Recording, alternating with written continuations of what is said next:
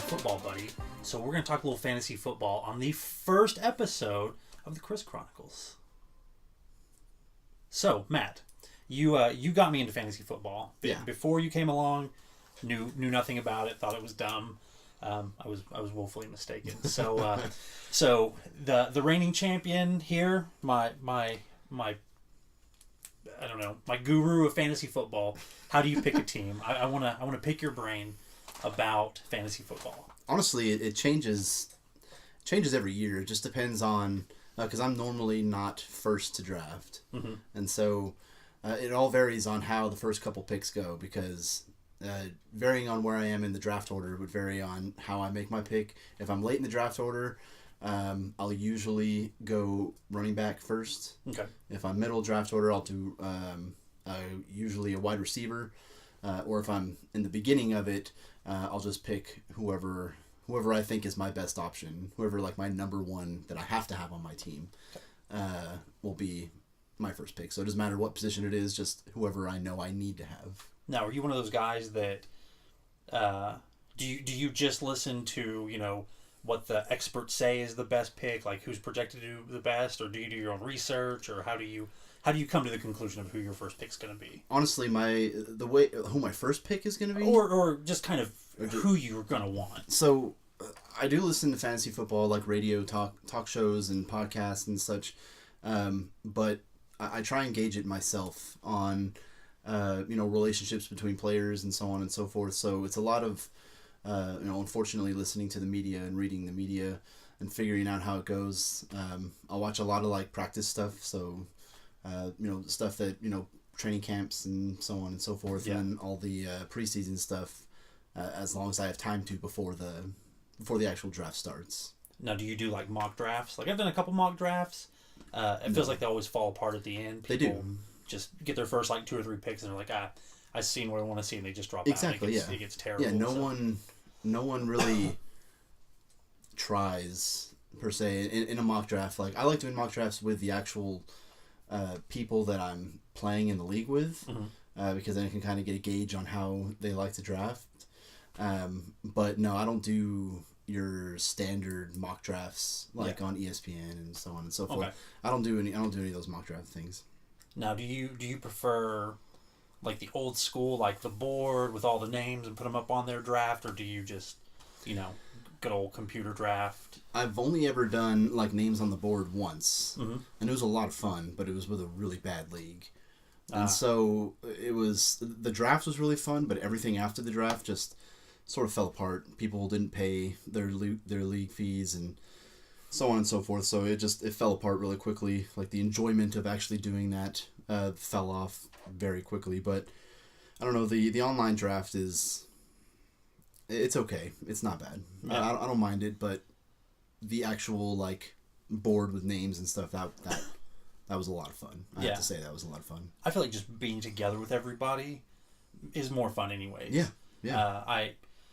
Fun story. I was doing a draft year before last, and there was a newborn, not newborn, but a very young child with us, and we were all going for, I think it was Peyton Manning. I think for some reason he hadn't gone. Yeah. And he kind of slipped under the radar, and there were like 3 of us that were like aiming for him. Yeah.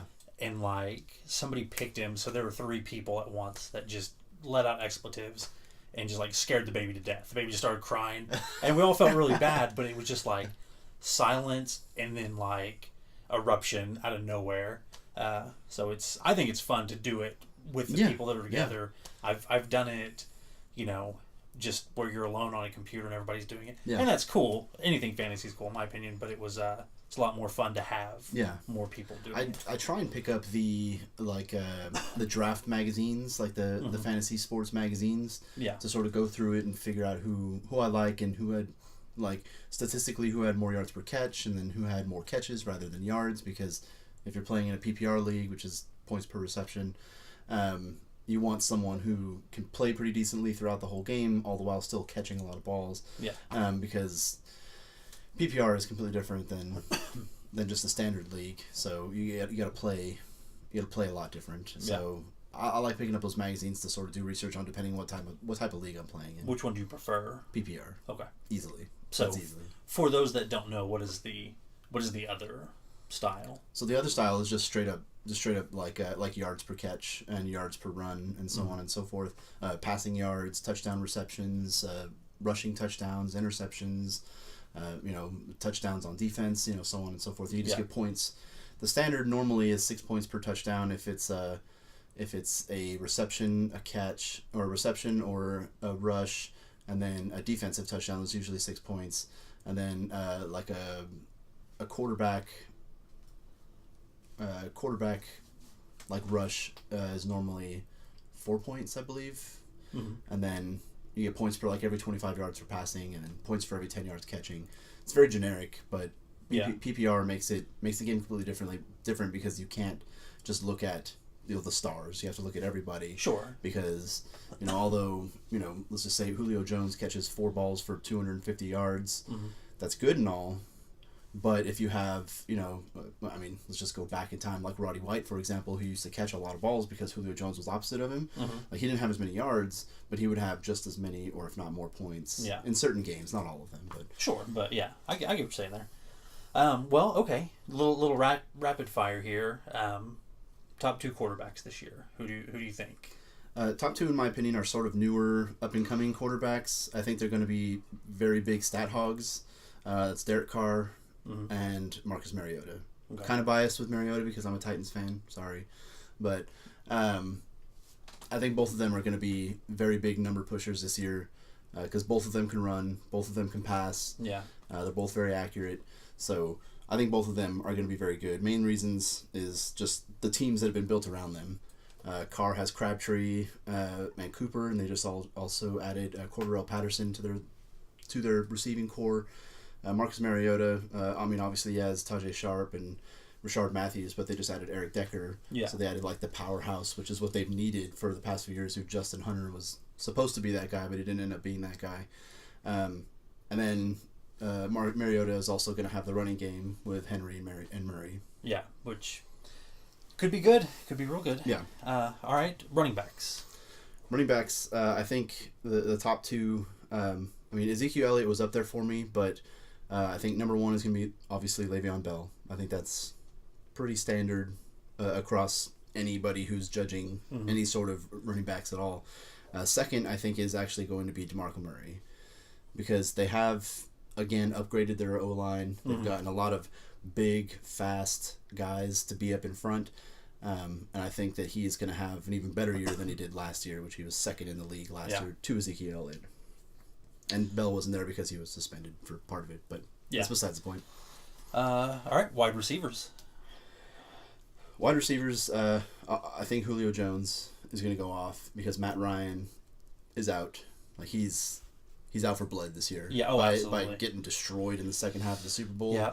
He is out for just destroying everybody. And I think Julio Jones is going to have a stellar year. And then the second one is kind of a smaller guy, but Kelvin Benjamin. Just because he's kind of the guy who has the chip on his shoulder because he came out shining bright and then he got injured. Yeah. And then everyone sort of forgot about him. So I think he's going to come back. In his preseason game, he had an amazing catch for a touchdown. It was unbelievable. He stretched like 4 yards just to get the ball. Yeah. It was absurd. But I think both of them are going to do very good. They're going to have very big performances, at least 6 or 7 games out of the season. Nice. All right. I'm talking about like 25 plus points each. All right. Yeah. Well, and just, hey, if you take Matt's picks and you win your league, you have to split the prize with him. So it's finder's fee. I will hit you guys up. Yeah. So sleeper pick. Who should we not sleep on, as it were? Honestly, I think it's going to be Terrell Pryor. Really? Yeah, because he just went to Washington. Yeah. Now he has an actual quarterback. So you have someone who can actually throw the ball in Kirk Cousins, who is getting the shaft by the Redskins, but we'll go past that. But he's making more money than he would have if he signed a contract anyway. But now that he actually has a wide receiver, like a quick, fast wide receiver, he had Deshaun Jackson for years and stuff, but I think Terrell Pryor is going to be a very good pickup. Someone that is going to go late in the draft, I think. Yeah. I feel like, because you still have Pierre Garçon. But I think that I think Terrell Pryor is going to be a good pickup this year. All right. Well, I'd like to thank Matt for talking about this with me. We will probably revisit this after the season is done, and one of us will be crying, one of us will be celebrating. It'll be me this year, doing one of the two. So yeah, thanks guys for tuning in. If you like what you heard, give us a like, give us a subscribe. Look down below for more videos, and I'd like you guys to leave a comment on your fantasy team names, because those are always a blast. So best one will get a thumbs up from me. So. Tell me what you think of my picks. Yeah, do you agree? Do you think he's full of it? Who do you think is the big sleeper this year? So, thanks for joining us, and we will see you guys soon.